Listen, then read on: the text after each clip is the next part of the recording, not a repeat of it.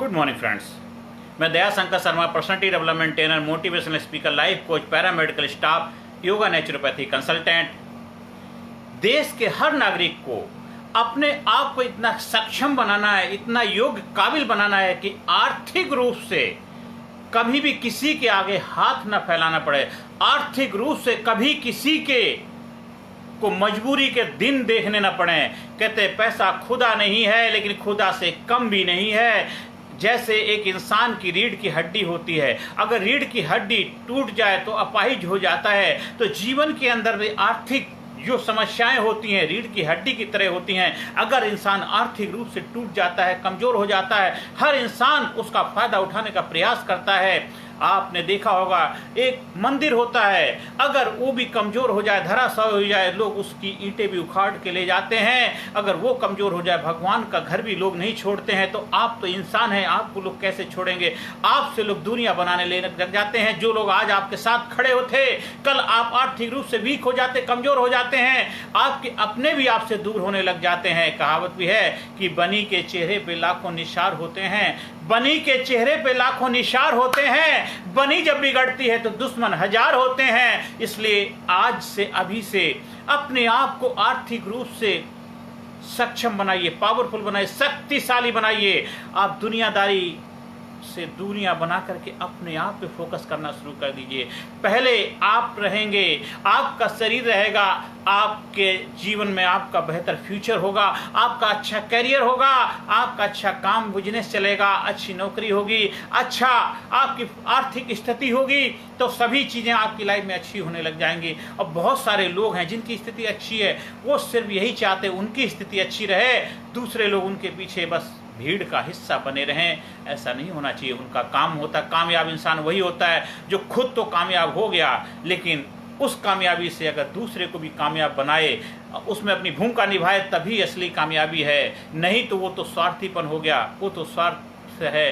कुछ दिन के बाद वही उसके लिए मुसीबत परेशानी का कारण बन जाता है। इसलिए पूरा प्राचीन टाइम में देखा होगा, जो लोग सक्षम हुआ करते थे, जो कामयाब हुआ करते थे, वो दूसरों के लिए बेहतर, समाज की प्रगति उत्थान के लिए अच्छे कार्य किया करते थे और उनको आगे बढ़ने के लिए उनके जीवन में बहुत महत्वपूर्ण भूमिका निभाते थे। एजुकेशन व्यवस्था जो पहले हमारे प्राचीन टाइम में थी बहुत बेहतर थी, और एजुकेशन संस्थान बेहतर इसलिए कार्य कर पा रहे थे, जो चाहे उस समय राजाओं का राज था, वो अपना कुछ योगदान एजुकेशन व्यवस्था को बेहतर बनाने के लिए दिया करते थे। जो संस्थान में जो कार्य करने वाले गुरु लोग होते, जो पढ़ाने वाले अध्यापक थे, वो ईमानदारी से अपना पढ़ाई का, अपनी सेवाओं का ध्यान रख पाते थे, क्योंकि उनको अपने स्कूल को चलाने के लिए आर्थिक समस्याओं से जूझना नहीं पड़ता था। आजकल जो संस्थान बड़े बड़े खुल तो रहे हैं, लेकिन वहाँ पे पढ़ाई किस रूप में होती है हम सबको पता है। इसलिए ज़्यादातर जितने बड़े बड़े संस्थान खुल रहे हैं, पढ़ लिख के लोग निकल तो रहे हैं, लेकिन किस रूप में निकल रहे हैं हम सबको पता है। और समाज के अंदर जो भी गलत कार्य ज़्यादा बड़े पैमाने पर करते हैं, गलत कार्य वो पढ़े लिखे लोग करते हैं। एक अनपढ़ लोग होता है, वो डर के माहौल में जीता है, वो कुछ भी करने से पहले डरता है। लेकिन जो पढ़े लिखे लोग हैं उनके डर नहीं होता, कायदे कानून को समझ होती है, वो ऐसे कार्य कर जाते हैं जो एक अनपढ़ आदमी सोच भी नहीं सकता। इसलिए आज हर संस्थान की जिम्मेदारी बनती है अपने बच्चों को एक अच्छा नागरिक बनाना है। डिग्री डिप्लोमा तो देना है, पर एक समाज का एक ईमानदार नागरिक बनाना भी आपकी जिम्मेदारी बनती है, जो खासकर एजुकेशन संस्थान हैं उनकी जिम्मेदारी। मैं बहुत सारे कॉलेज में, स्कूल्स में सेमिनार के लिए जाता हूँ, वो केवल हमारा फ्री सेमिनार तो करवा लेते हैं, लेकिन जब उनको बोला जाता है अपने बच्चों के अंदर ट्रांसफॉर्मेशन लाना है, परमानेंट बदलाव लाना है, उसके लिए ट्रेनिंग के प्रोसेस से गुजारना होगा, उसके लिए पीछे हट जाते। कहते क्या ज़्यादा समझदार हो के क्या करेंगे लोग, बस पढ़ लिख के बस ऐसे ही तो रहेंगे। ये उनकी टीचरों की, स्कूल के ऑनर्स की मानसिकता है। हम बहुत सारे कितने मेल भेजते हैं स्कूल कॉलेज में, कोई ट्रेनिंग का कराने के लिए रिस्पॉन्स नहीं आता। क्यों नहीं आता? वो कहते इससे मेरे स्कूल का क्या फ़ायदा होगा, बच्चों का फ़ायदा होगा, देश का फ़ायदा होगा, लेकिन मेरे स्कूल का क्या फ़ायदा होगा। इसलिए वो अपनी जिम्मेदारियों से पीछे हट जाते हैं। इसलिए ये जिम्मेदारी हम सारे समाज के लोगों की बनती है कि हम ईमानदारी से अपने धर्म का पालन करें, अपने आप को आर्थिक रूप से सक्षम बनाएं। जब आप आर्थिक रूप से सक्षम होंगे, घर के जितने सदस्य हैं, हर सदस्य उसकी जिम्मेदारी निभाए, हर सदस्य कुछ ना कुछ कार्य करे। जब वो कार्य करेगा ईमानदारी से, आर्थिक रूप से हर कोई अपने आप को सक्षम बनाएगा, तो उस परिवार में हमेशा खुशियां रहेंगी। बच्चों को अच्छी एजुकेशन दे पाएगा, बच्चों का अच्छा भविष्य बना पाएगा। और देश का अच्छा भविष्य जब भी बनेगा जब देश के बच्चों का अच्छा भविष्य बनेगा। देश में खुशहाली लानी है, देश में जागरूकता लानी, क्रांति लानी है, तो देश के हर घर के अंदर आर्थिक क्रांति होनी चाहिए, आर्थिक रूप से क्रांति होनी चाहिए। हमारे देश ने हमारे प्राचीन टाइम में आध्यात्मिक क्रांति तो लेके आए, लेकिन अब जरूरत है आध्यात्मिक क्रांति के साथ साथ आर्थिक क्रांति की। आध्यात्मिक क्रांति से मन को शांति तो मिल जाती है, लेकिन पेट को शांति चाहिए, जीवन में शांति चाहिए, देश में खुशहाली चाहिए, तो आर्थिक क्रांति की आवश्यकता है। जब देश का हर तबका, देश का हर जात, हर धर्म, हर मजहब को मानने वाला इंसान आर्थिक रूप से सक्षम होगा, तभी सही मायनों में देश खुशहाल होगा। देश की खुशहाली के लिए, देश की प्रगति उत्थान के लिए देश के हर नागरिक को जिम्मेदारी है कि अपने आप को आर्थिक रूप से सक्षम बनाए। देश में विदेश में जहां भी मौका मिलता है उसका फायदा उठाए और अपने आप को आर्थिक रूप से सक्षम बनाने के लिए अपने आप को समर्पण करे। इधर उधर जाने से आपको टेम्परेरी समाधान तो मिल सकता है, 2-4 दिन की तसल्ली मिल सकती है, लेकिन परमानेंट हल तो आपको ही खोजना पड़ेगा। और जब तक आप आर्थिक रूप से मजबूत नहीं होंगे, आर्थिक रूप से सक्षम नहीं होंगे और अपने आप को जागरूक नहीं बनाएंगे, तब तक आपके जीवन में एक एक्साइटमेंट, खुशहाली, परमानेंट हैप्पीनेस नहीं आ सकती, टेम्परेरी मिलेगी। आप कुछ बाजार से सामान लेके आए, इधर उधर यात्राएं कर ली, कुछ ऐसे कार्य करा लिए, थोड़े दिन के लिए, 2-4 दिन के लिए, 10 दिन के लिए आपको खुशी मिल जाएगी, लेकिन परमानेंट खुशी तभी मिलेगी जब आपको physically, mentally, intellectually, spiritually, financially अपने आप को मजबूत बनाओगे, अपने आप को सक्षम बनाओगे, योग्य बनाओगे। देश की प्रगति उत्थान के लिए ये आपकी जिम्मेदारी बनती है, आपकी अपने लिए नहीं, देश की प्रगति उत्थान के लिए। क्योंकि आप जब सक्षम होंगे आर्थिक रूप से, आप जब कामयाब होंगे, तभी आप दूसरों के जीवन में भी अपनी भूमिका निभा पाएंगे। क्योंकि आपकी कामयाबी नहीं, आपकी कामयाबी देश की कामयाबी है, आपकी खुशहाली देश की खुशहाली है, आपकी तरक्की देश की तरक्की है। आप एक अच्छे व्यक्तित्व के मालिक बनते हैं, मतलब देश को बेहतर बनाने में अपना योगदान दे पाएंगे।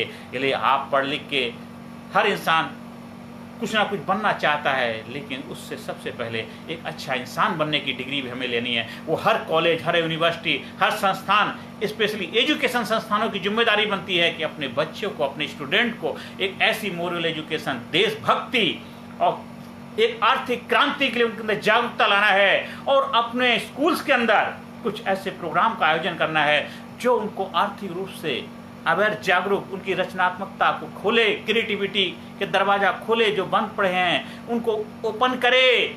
खाली डिग्री लेके अच्छे मार्क लाना ही प्राथमिकता नहीं होनी चाहिए, वो तो लाना ही लाना है, लेकिन साथ साथ अपनी रचनात्मकता की, क्रिएटिविटी के दरवाजे खोले। उनके अंदर एक कॉन्फिडेंस, एक जबरदस्त ग्रेट वक्तत्व कला होनी चाहिए, एक डिसीजन मेकिंग की पावर होनी चाहिए, एक जबरदस्त रिलेशनशिप हैंडल करने की पावर होनी चाहिए, एक सेल्फ स्टीम जबरदस्त, कॉन्फिडेंस जबरदस्त, मेमोरी जबरदस्त, एक जबरदस्त लीडरशिप करने की कला, एक जबरदस्त उनके अंदर एक जज्बा, आंखों में सपने, एक जबरदस्त एक जोश जुनून होना चाहिए। अपने बच्चों को ऐसा बनाइए, सक्षम बनाइए, अपने बच्चों को पावरफुल बनाइए, झिझक भगाइए, जोश जगाइए, उनके अंदर कॉन्फिडेंस लाइए। ये हर एजुकेशन संस्थान की जिम्मेदारी बनती है। और हर जो वर्किंग प्लेस है जहाँ एम्प्लॉय काम करते हैं, हर एम्प्लॉय के अंदर एक जबरदस्त कॉन्फिडेंस पैदा करना, जिससे जब उनकी लाइफ के अंदर आत्मविश्वास आएगा, उनका प्रोडक्शन जबरदस्त हो जाएगा, ईमानदारी से कार्य करेंगे। और हर कार्य ईमानदारी से भी किया जा सकता है। जरूरी नहीं है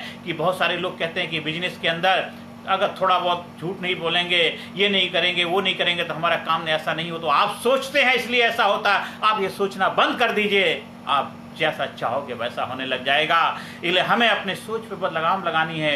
वो नकारात्मकता की जो सोच है, पॉजिटिविटी की, क्रिएटिविटी की सोच के ऊपर हमें दरवाजे खोलने हैं। खुल जा सिम सिम, जब आपका पोर्टल खुल जाता है, सारे चक्र को भेदन करते हुए हम नीचे से, कहाँ से, मूलाधार से उठ के धीरे धीरे हम अपने सारे भेदन करके इस यूनिवर्स से कनेक्ट कर लेते हैं, अपने आप को, अपनी शक्ति को जागरूक कर लेते हैं। तब आर्थिक रूप से, फिजिकली, मेंटली, इंटेलेक्चुअली, स्पिरिचुअली हर एरिया में अपने आप को सक्षम बनाते हैं, योग्य बनाते हैं, काबिल बनाते हैं, ईमानदारी से अपने धर्म का पालन कर पाते हैं, अपनी इंद्रियों पे संयम लगा पाते हैं। आप इंद्र राज कहलाते हैं कि इंद्रियों पे संयम लगाते हैं। गणेश चाहे गण, जो हमारे काम, क्रोध, लोभ, मोह, माया, अहंकार, इनके जो गण बन जाता है, इनका मालिक बन जाता है, इनका अपनी मुट्ठी में कर लेता, वही श्री गणेशाय कहलाने का कार्य। जब कोई हिंदू धर्म के अंदर कोई पूजा पाठ पद्धति की जाती है, श्री गणेशाय नमः, ठीक है, वो तो एक मानक के रूप में हम गणेश जी की पूजा करते हैं, अच्छी बात, लेकिन गणेश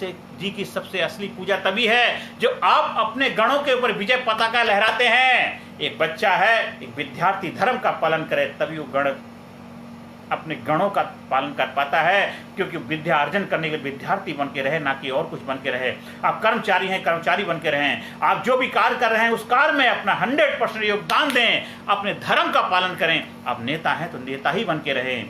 आप समाज के सुधारक हैं तो समाज के सुधारक बन के रहें। आप जो भी समाज में आप अपनी जिम्मेदारी निभा रहे हैं उस जिम्मेदारी का पालन करें, अपने गणों पे लगाम लगाएं। आपकी लाइफ में बहुत सारे प्रलोभन आएंगे, आपकी लाइफ में बहुत सारी ऐसी चीज़ें आएंगी जो लालच का शिकार बनाएंगे, उनसे दूरियां रहें। और आज नया कुछ ट्रेंड चल चुका है, एक ये साइबर क्राइम, जो एक क्लेवर माइंड के लोग हैं, सोशल मीडिया के माध्यम से, इंटरनेट के माध्यम से कुछ ऐसे गलत कार्य कर रहे हैं। शर्म आनी चाहिए उनको, देश के लिए नासूर है। ऐसे लोगों को आप समाज से जितना जल्दी बेदखल करें तभी अच्छा है। कहीं आसपास ऐसे लोग हैं, उनसे संपर्क बनाइए और उनको ऐसे सबक सिखाइए। याद रखें, आज ऐसे उन्होंने कोई कला सीख ली, उस कला का दुरुपयोग कर रहे हैं। आपको टैलेंट दिया, प्रतिभा दी भगवान ने, देश समाज सोसाइटी को बेहतर बनाने के लिए दी है। आपको कोई कला दी है, उस कला से देश समाज सोसाइटी का भला करिए, देश समाज सोसाइटी का अच्छा करने में अपना योगदान दीजिए, ना कि उसको गलत करने में। बहुत सारे ऐसे कल्प्रिट माइंड, ऐसे गलत लोग हैं जो समाज को गलत दिशा दिखाने में अपना योगदान दे रहे हैं। उनसे जितनी ज़्यादा दूरियां बनाएंगे अच्छा रहेगा, नहीं कल आप भी उसमें हिस्सा बन सकते हैं। दूर रहिए और ऐसे जो लोग इनको पहचानिए, उनकी पहचान करिए और उनको सबक सिखाइए, नहीं तो समाज के अंदर गलत का प्रचार प्रसार बढ़ता जाता है। इसलिए हमें अच्छाई का प्रचार प्रसार बढ़ाना है। ये तो सदियों से रहा है और आगे भी रहेगा। इसलिए अपने आप को जब सक्षम बनाएंगे, अपने आप को आर्थिक रूप से मजबूत बनाएंगे, तो कभी गलत आदत का आप शिकार भी नहीं होंगे। बहुत सारे लोग लालच के चक्कर में कहते हैं 2 लगाओ 4 मिलेंगे, 4 लगाओ 10 मिलेंगे, उसके चक्कर में हम लालच के शिकार हो जाते हैं। जब आप अपने आप को जागरूक बना चुके होंगे फिजिकली, मेंटली, इंटेलेक्चुअली, स्पिरिचुअली, तो आप किसी गलत चीज़ का शिकार नहीं बनेंगे। आप समाज में आपके जो बड़े बुजुर्ग हैं, आपके जो बड़े हैं, उनसे मदद लीजिए, उनको अपनी बातें शेयरिंग करिए। छोटे जो बच्चे हैं, कोई भी घटना घटती है घर में आके अपने बड़े लोगों को साथ शेयर करें। बड़े भाई बहन हैं, माता पिता हैं, दोस्त हैं, रिश्तेदार हैं, जो समझदार हैं, आपसे ज़्यादा बुद्धिमान हैं, उनके साथ डिस्कस करिए, बातचीत करिए। चाहे आप बड़े हैं तो आप छोटों से भी सलाह ले सकते हैं। ऐसा नहीं कि छोटे लोगों के पास ज्ञान नहीं होता, छोटे बड़े कोई नहीं होते। जो आपकी लाइफ की समस्याएं हैं, चुनौतियां हैं, उनका समाधान दे पाए, वही आपके लिए मेंटोर हो जाता है, गुरु हो जाता है, कोच हो जाता है। गुरु का मतलब होता है गुप्त रूप से जो आपके अंदर अंधकार है, किसी चीज़ का अंधकार, उसको दूर कर देता, आपके अंदर ज्ञान प्रकाश की ज्योति जला देता है, आपकी समस्याओं का समाधान दे देता है, वही आपके लिए गुरु कहलाता है, वही आपका मार्गदर्शक प्रेरणा स्रोत कहलाता है। इसलिए हर देश का नागरिक अपने आप को आर्थिक रूप से सक्षम बनाए, मजबूत बनाए, जबरदस्त बनाए, और जो भी आप कार्य करें उस कार्य में ईमानदारी दिखाइए। अपने जीवन का एक गोल बनाइए, अपने जीवन के जो आयाम है हर आयाम को लिखिए, नोट डाउन करिए, और उसमें क्या क्या चुनौतियां हैं, उनको कैसे समाधान निकाल सकते हैं, साइंटिफिक रूप से हर समस्या का समाधान निकालिए। अज्ञान से विज्ञान के माध्यम से प्रज्ञान दिव्य चक्षु खोलना है और अपने आप को आर्थिक रूप से सक्षम बनाना है। इधर उधर जाने से कुछ नहीं होने वाला, इतने भटक लिए और भटक लो, कुछ होने वाला नहीं है। भूख आपको लगी है, खाना आपको खाना पड़ेगा, जिंदा आपको रहना है तो सांसें आपको लेनी पड़ेंगी। आर्टिफिशियल नकली सांसें थोड़ी देर के लिए तो आपको जीवन दे सकती है, हमेशा हमेशा के लिए जिंदा रहना है तो अपनी सांसों से जिंदा रह पाओगे। इसलिए आपकी समस्याएं हैं, आर्थिक समस्याएं आपकी हैं, तो उसके लिए प्रयास भी आपको करना पड़ेगा। अपने बच्चों को बेहतर एजुकेशन देना आपकी जिम्मेदारी बनती है, अपने बच्चों को जागरूक बनाना आपकी जिम्मेदारी बनती है, और समाज सोसाइटी में जागरूकता लाना भी आप सबकी जिम्मेदारी बनती है, हम सबकी जिम्मेदारी बनती है।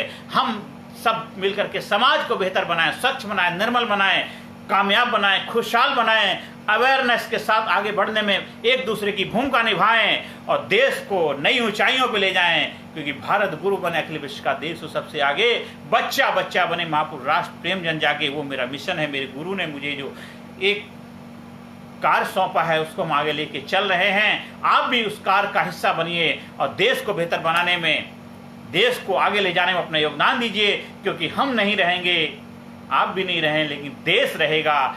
देश रहेगा तो हम सब रहेंगे, इसलिए देश को बेहतर बनाने की हम सब की जिम्मेदारी है, देश को कामयाब खुशहाल बनाने की हम सब की जिम्मेदारी है। और उसके लिए हम सभी लोगों को आर्थिक रूप से सक्षम बनेंगे, तभी अपनी बेहतर तरीके से देखभाल कर पाएंगे, अपनी रोजमर्रा की ज़रूरतों को अच्छी तरह से पूरा कर पाएंगे और अपने आप को खुशहाल रख पाएंगे, समाज सोसाइटी को भी खुशहाल बनाने में योगदान दे पाएंगे।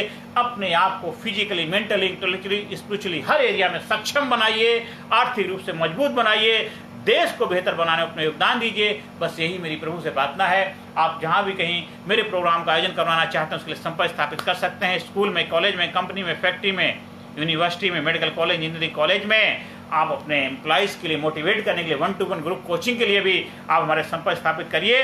New mind, new body, new life की मास्टर बनिए। Create your destiny, dictate your destiny. आप अपने भाग के विधाता बनिए, भागना नहीं है, भाग के विधाता बनना है। भागने वाले भगौड़े कहलाते हैं और जो जीतते हैं वो विजेता कहलाते हैं। तो आपको विजेता बनना है, आर्थिक रूप से अपने आप को विजय बनाइए, देश को बेहतर बनाने में अपने योगदान दीजिए। Thank you very much, thank you very much.